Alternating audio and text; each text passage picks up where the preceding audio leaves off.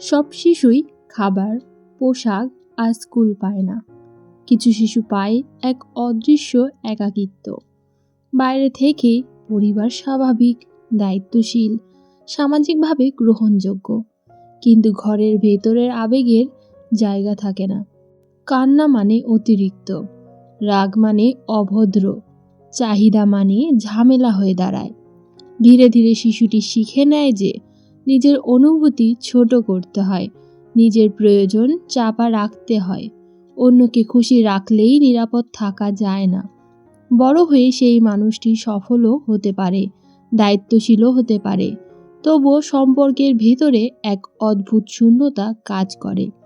সে সবসময় দেয়, কিন্তু ভেতরে ভেতরে অপূর্ণ থাকে, কারণ তার ভেতরের শিশুটি কখনো সত্যিকারের দেখা হয়নি। স্বাগতম মাইন্ড সামারি বাই স্বর্ণালীতে। আজকের আলোচনা adult children of emotionally immature parents by Lindsay C Gibson. এখানে আবেগগত পরিপক্কতার অভাব কিভাবে একটি শিশুর পরিচয়, আত্মসম্মান এবং ভবিষ্যৎ সম্পর্কে প্রভাবিত করে সেটি গভীরভাবে বিশ্লেষণ করা হয়েছে। যখন বাবা মা নিজের আবেগ সামলাতে পারে না, তখন শিশু প্রায়ই রোল নিয়ে বাঁচতে শেখে। কখনো শান্তকারী, কখনো অতিরিক্ত দায়িত্বশীল, বা কখনো নিজের অনুভূতি লুকিয়ে রাখা একটা মানুষ। এই অদৃশ্য মানিয়ে নেওয়ায় পরে প্রাপ্তবয়স্ক জীবনে সম্পর্কের পুনরাবৃত্ত চক্র তৈরি করে। এখানে মূল প্রশ্নটি খুব সহজ: কেন এত কিছু থাকা সত্ত্বেও ভেতরে এক অদ্ভুত একাকিত্ব রয়ে যায়? এই আলোচনায় আমরা সেই শৈশবের অদেখা প্রভাব থেকে শুরু করে আত্মপরিচয়ে ফিরে আসার যাত্রাটিকে 4টি পরিষ্কার অংশ দিয়ে বুঝব, যেখানে প্রভাব, মানিয়ে নেওয়া, পুনরাবৃত্তি এবং অবশেষে রয়েছে মুক্তি। অদেখা শৈশবের প্রভাব। শৈশব সবসময় দৃশ্যমান ভাঙনের মাধ্যমে ক্ষত তৈরি করে না। অনেক সময় পরিবার বাইরে থেকে স্বাভাবিক, দায়িত্বশীল এবং স্থিতিশীল দেখালেও ভেতরে একটি নীরব শূন্যতার জন্ম নেয়, যাকে গিবসন বলেন ইমোশনাল লোনলিনেস। এটি সেই অভিজ্ঞতা যখন একটি শিশু তার অনুভূতি নিয়ে নিরাপদ আশ্রয় খুঁজে পায় না। দুঃখকে হালকাভাবে উড়িয়ে দেওয়া হয়, রাগকে শাসন করা হয়, ভয়কে গুরুত্বহীন বলা হয়। ধীরে ধীরে শিশুটি শিখে নেয় যে তার ভেতরের জগৎ কতটা গুরুত্বপূর্ণ নয় এবং নিজের আবেগ প্রকাশ করা ঝুঁকিপূর্ণ। এই প্রক্রিয়াটি বড় কোনো ট্রমার মতো দৃশ্যমান না হলেও এর প্রভাব গভীর এবং দীর্ঘস্থায়ী। ইমোশনালি ইম্যাচিওর প্যারেন্ট এমন কেউ যিনি নিজের আবেগ সামলাতে অক্ষম বা সন্তানের আবেগকে বুঝে গ্রহণ করতে পারে না। তারা হয়তো শারীরিক চাহিদা পূরণ করেন, কিন্তু আবেগগত উপস্থিতিতে তারা অনুপস্থিত থাকেন। ফলে শিশুটি তার অনুভূতির প্রতিফলন পায় না। সে জানে না তার রাগ, ভয় বা কষ্ট স্বাভাবিক কি না। বড় হয়ে এই অভিজ্ঞতা প্রকাশ পায় আত্মসন্দেহে, সিদ্ধান্তহীনতায় এবং ক্রমাগত অনুমোদন খোঁজার প্রবণতায়, কারণ শৈশবেই সে শিখেছে তার ভেতরের অনুভূতি নির্ভরযোগ্য নয়। গিবসন এই 4 ধরনের ইমোশনাল ইম্যাচিওর প্যারেন্টের কথা বলেন: ইমোশনাল, ড্রিভেন, প্যাসিভ এবং রিজেক্টিং। ইমোশনাল টাইপ বাবা মা নিজের আবেগের ওঠানামায় এতটাই প্রভাবিত থাকেন যে পরিবারকে সে মুড অনুযায়ী চলতে হয়। শিশুটি সবসময় সতর্ক থাকে। ড্রাইভ টাইপ হলো সাফল্য ও পারফরমেন্সকে বেশি গুরুত্ব দেয়। ফলে শিশু শেখে ভালোবাসা পেতে হলে অর্জন করতে হবে। প্যাসিভ টাইপ হলো সংঘাত এড়িয়ে যাওয়া, সুরক্ষা দিতে ব্যর্থ হন এবং শিশুটি একা অনুভব করে। রিজেক্টিং টাইপ হলো সরাসরি সমালোচনা বা অবহেলার মাধ্যমে শিশুর আত্মসম্মানকে ক্ষতিগ্রস্ত করা। এই অভিজ্ঞতার সাধারণ ফল হলো শিশু নিজের ট্রু সেলফ লুকিয়ে ফেলে এবং এমন আচরণ গড়ে তোলে যা পরিবারে গ্রহণযোগ্য। কেউ অতিরিক্ত দায়িত্ব নেয়, কেউ অতিরিক্ত শান্ত হয়ে যায়, বা কেউ সবসময় অন্যকে খুশি রাখতে ব্যস্ত থাকে।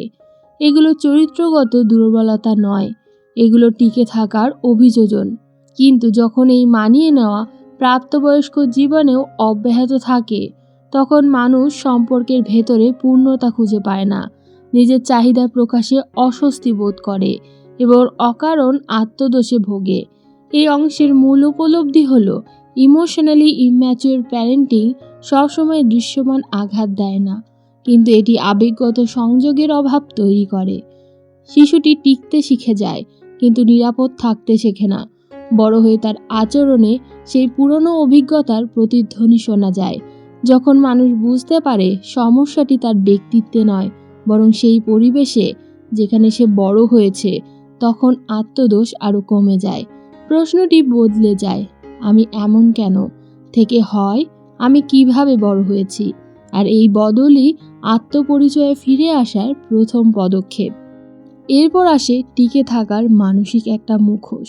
শৈশবে যখন একটি শিশু আবেগগতভাবে নিরাপদ পরিবেশ পায় না, তখন সে সরাসরি প্রতিরোধ করে না, বরং নিজেকে মানিয়ে নিতে শেখে। গিবসন দেখান যে ইমোশনালি ইম্যাচিওর প্যারেন্টের সঙ্গে বড় হলে শিশু ধীরে ধীরে নিজের আসল সত্তাকে আড়াল করে একটি রোল সেলফ তৈরি করে। এই রোল সেলফ হলো এমন এক মানসিক মুখোশ যা পরিবারে টিকে থাকার জন্য প্রয়োজন হয়ে পড়ে। যদি আবেগ প্রকাশ করলে গুরুত্ব না পাওয়া যায়, তাহলে শিশু ভালো ও সমস্যাহীন হয়ে যায়। যদি সমালোচনা বেশি হয়, সে অতিরিক্ত চেষ্টা করতে শুরু করে। যদি বাড়িতে অস্থিরতা থাকে, সে দায়িত্বশীল বা কেয়ারটেকার হয়ে ওঠে। বাইরে থেকে এটি পরিণত আচরণ মনে হলেও ভেতরে ভেতরে এটি বেঁচে থাকার একটি কৌশল। এই প্রক্রিয়াটি খুব সূক্ষ্মভাবে ঘটে। শিশু লক্ষ্য করে কোন আচরণে প্রশংসা মেলে আর কোন আচরণে উপেক্ষা। সে বুঝে যায় নিজের সত্যিকারের অনুভূতি প্রকাশ করলে সমস্যা হতে পারে, তাই সে নিজের আবেগকে ছোট করে, চাহিদাকে চেপে রাখে। বড় হয়ে এই প্রভাব দেখা যায়, কেউ নিজের পছন্দ স্পষ্টভাবে বলতে পারে না, সব সময় অন্যের প্রত্যাশাকে মেনে চলে বা নিজের অনুভূতির ওপর সন্দেহ করে। বাইরে থেকে সে সফল ও দায়িত্বশীল, কিন্তু ভেতরে নিজের চাহিদা চেনার ক্ষমতায় সে দুর্বল হয়ে পড়ে। এই অংশে গিবসন দুই ধরনের কোপিং স্টাইল তুলে ধরেন, ইন্টারনালাইজার এবং এক্সটার্নালাইজার। ইন্টারনালাইজার সাধারণত নিজের দোষ খোঁজে। পরিবারের সমস্যা হলে সে ভাবে আমার কারণেই এমন হয়েছে।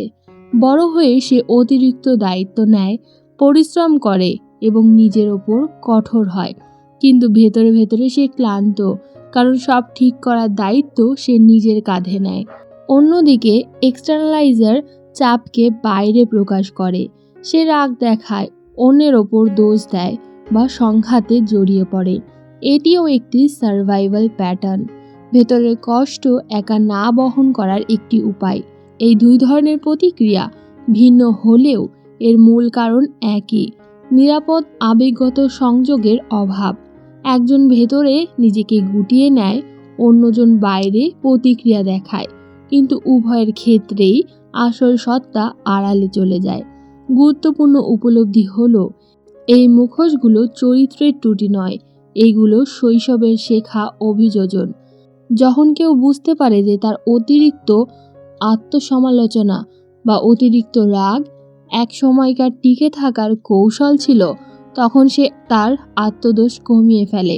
সে বুঝতে শেখে, আমি এমন জন্মগতভাবে নই, আমি এমন হতে শিখেছি। আর এই সচেতনতার জায়গা থেকে শুরু হয় নিজের সত্যিকারের সত্তায় ফিরে যাওয়ার পথ। অনেক সময় শৈশবের আবেগগত অভিজ্ঞতা বড় হয়ে অদৃশ্যভাবে সম্পর্কের ভেতরে ফিরে আসে। যখন কেউ ইমোশনালি ইম্যাচিওর প্যারেন্টের সঙ্গে বড় হয়, তখন সে ছোটবেলা থেকেই শিখে নেয় কিভাবে মানিয়ে নিতে হয়, কখন চুপ থাকতে হবে, কখন বেশি বোঝাতে হবে, কখন নিজের অনুভূতিকে অগ্রাহ্য করতে হবে। প্রাপ্তবয়স্ক হয়ে সেই একই প্যারেন্টের সঙ্গে কথা বলার সময় খুব সহজেই পুরনো প্রতিক্রিয়াগুলো সক্রিয় হয়ে যায়। একটি সাধারণ মন্তব্য, সামান্য সমালোচনা বা আবেগকে অস্বীকার করার ভঙ্গি ভেতরে অদ্ভুত লজ্জা, রাগ বা অপরাধবোধ তৈরি করতে পারে। বাইরে থেকে কথোপকথন স্বাভাবিক মনে হলেও ভেতরে সেই পুরনো অসহায়তার অনুভূতি ফিরে আসে। ইমোশনালি ইম্যাচিওর প্যারেন্টের সঙ্গে ইন্টারাকশন প্রায়ই অসমান হয়, তারা নিজের দৃষ্টিভঙ্গিকে গুরুত্ব দেন, কিন্তু সন্তানের আবেগকে ছোট করে দেখেন বা এড়িয়ে যান। ফলে প্রাপ্তবয়স্ক সন্তান বারবার নিজের ব্যাখ্যা করতে চায়, বোঝাতে চায় বা অনুমোদন পেতে চায়, কিন্তু সেই স্বীকৃতি প্রায়ই আসে না। এই চেষ্টাই হয়ে ওঠে হুক, একটি মানসিক টান যা মানুষকে একই চক্রে আটকে রাখে। সে ভাবে এইবার হয়তো বুঝবে, কিন্তু প্রতিবার একই হতাশা ঘুরে ফিরে আসে। এই প্যাটার্ন শুধু বাবা মার সম্পর্কের মধ্যেই সীমাবদ্ধ থাকে না, এটি অন্য সম্পর্কেও দেখা যায়। কেউ হয়তো এমন কোনো সঙ্গীর প্রতি আকৃষ্ট হয় যিনি আবেগগতভাবে দূরত্ব বজায় রাখেন, কারণ সেই পরিচিত অনুভূতি তার কাছে স্বাভাবিক লাগে। আবার কেউ সম্পর্কের ভেতরে অতিরিক্ত দায়িত্ব নেয়, কেউ পুরনো ভূমিকা বজায় রাখতে চায়। ফলে সম্পর্কের ভারসাম্য নষ্ট হয়, আর এই আবেগগত জটিলতা বারবার ফিরে আসে। এই অদৃশ্য ফাঁদ থেকে বের হওয়ার প্রথম ধাপ হলো সচেতনতা। বুঝতে পারা যে প্রতিবারে তীব্র প্রতিক্রিয়া বর্তমান পরিস্থিতির পুরোটা নয়, এর পেছনে পুরনো অভিজ্ঞতার প্রতিধ্বনিও রয়েছে। দ্বিতীয় ধাপ হলো প্রত্যাশা সামঞ্জস্য করা। ইমোশনালি ইম্যাচিউর ব্যক্তির থেকে সম্পূর্ণ আবেগগত পরিপক্কতা আশা না করে তার সীমাবদ্ধতাকে মেনে নেওয়া। এতে করে হতাশা কমে, কারণ মানুষ আর অসম্ভব কিছু পাওয়ার চেষ্টা করে না। তৃতীয় ধাপ হলো স্পষ্ট সীমা বা লিমিটেশন নির্ধারণ করা। কোনো বিষয়ে কথা বলা নিরাপদ, কোন বিষয়ে নয়, এবং কতটা আবেগগত বিনিয়োগ করা যুক্তিযুক্ত। এই অংশের মূল বার্তা হলো এই যে একই জটিলতা বারবার ফিরে আসা দুর্বলতার লক্ষণ নয়, এটি শৈশবে শেখা প্যাটার্নের পুনরাবৃত্তি। যখন মানুষ বুঝতে পারে সে হুক হচ্ছে, তখন সে তার হাতে বিকল্প তৈরি করে। সে প্রতিবার একইভাবে প্রতিক্রিয়া দিতে বাধ্য থাকে না।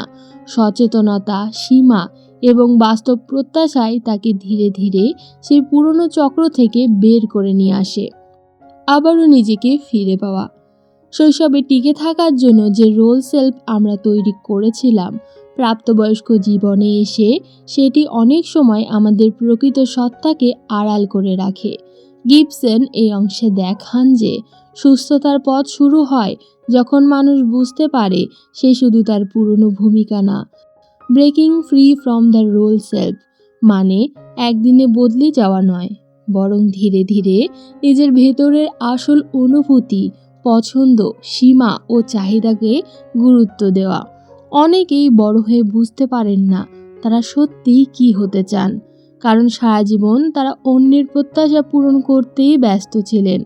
যখন কেউ প্রথমবার না বলতে শেখে বা নিজের অনুভূতিকে ছোট না করে গ্রহণ করে, তখন সে ধীরে ধীরে সেই মুখোশের বাইরে আসতে শুরু করে। এই মুক্তি আবেগগত পরিপক্কতার সঙ্গে জড়িত। ইমোশনাল ম্যাচুরিটি মানে আবেগ দমন করা নয়, বরং নিজের আবেগকে চিনতে পারা, দায়িত্ব নেওয়া এবং অন্যের সীমাকে সম্মান করা। বাস্তব জীবনেও এর প্রকাশ ঘটে। যখন কেউ সমালোচনা শুনেও নিজেকে সম্পূর্ণ অযোগ্য মনে করে না বা অন্যের খারাপ মুডের দায় নিজের ওপর নেয় না। আগে যেখানে ছোট দূরত্বকেই তীব্র আতঙ্ক হিসেবে তৈরি করত, এখন সেখানে মানুষ থামতে পারে, ভাবতে পারে, সত্যিই কি এটা আমার দোষ নাকি অন্যের সীমাবদ্ধতা। এই ছোট সচেতন পরিবর্তনই বড় মানসিক স্বাধীনতার সূচনা। How it feels to live free. এই অংশে সেই অভিজ্ঞতার কথাই উঠে আসে। স্বাধীনভাবে বাঁচা মানে সম্পর্ক ছিন্ন করা নয়, বরং সম্পর্কের ভেতরে থেকেও নিজের সত্তাকে অক্ষুণ্ণ রাখা। যখন রোল সেলফ ধীরে ধীরে কমে যায়, তখন মানুষ হালকা বোধ করে।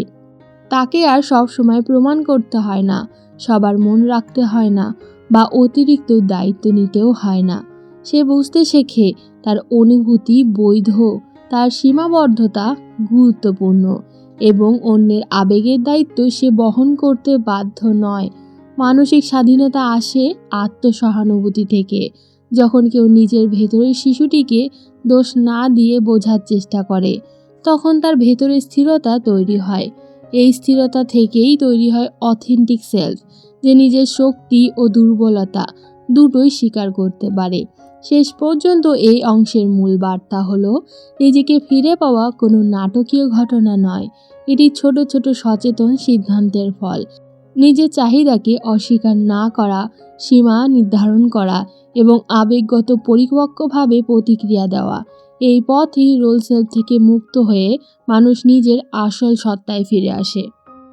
এই বই দেখায় যে শৈশবের আবেগগত অপূর্ণতা বড় হয়ে আমাদের সম্পর্ক ও আত্মসম্মানের ভেতরে নীরবে বেঁচে থাকে। আমরা ভাবি আমি এমনই, অথচ অনেকটাই হয়ে উঠেছি টিকে থাকার জন্য তৈরি করা এক মানসিক ভূমিকায়। Adult children of emotionally immature parents আমাদেরকে মনে করিয়ে দেয় যে সমস্যা আপনার সংবেদনশীলতায় নয়, সমস্যা ছিল সেই পরিবেশে যেখানে আপনাকে বোঝা হয়নি। সুস্থতা শুরু হয় যখন আমরা নিজের অভিজ্ঞতাকে স্বীকার করি, সীমা নির্ধারণ করি। এবার আপনার পালা। একটু থামুন, খেয়াল করুন আপনি কি এখনও সেই পুরানো ভূমিকাই পালন করছেন। সবসময় মানিয়ে নেওয়া, সবসময় প্রমাণ করা, সবসময় নিজেকে ছোট করা, শুধু সম্পর্ক টিকিয়ে রাখার জন্য। আজ নিজেকে দোষ দেবেন না যে আপনি অতিরিক্ত সংবেদনশীল বা খুব বেশি আশা করেন। হয়তো আপনি শুধু এমন এক পরিবেশে বড় হয়েছেন যেখানে আপনার আবেগের জায়গা ছিল না। আজ প্রথমবার নিজের অনুভূতিকে গুরুত্ব দিন। শুধু কমেন্টে লিখুন, I choose to honour my true self. তাহলে এটাই ছিল adult children of emotionally immature parents by Lindsay C গিবসনের গভীর এবং অন্তর্দৃষ্টিপূর্ণ বইটির মূল সারাংশ। এই বই আমাদের শেখায় না কিভাবে অতীত বদলাতে হয়, শেখায় কিভাবে অতীতের প্রভাবকে চিনে নিজের ভেতরে শক্ত ও পরিপক্ক সত্তাকে জাগিয়ে তুলতে হয়।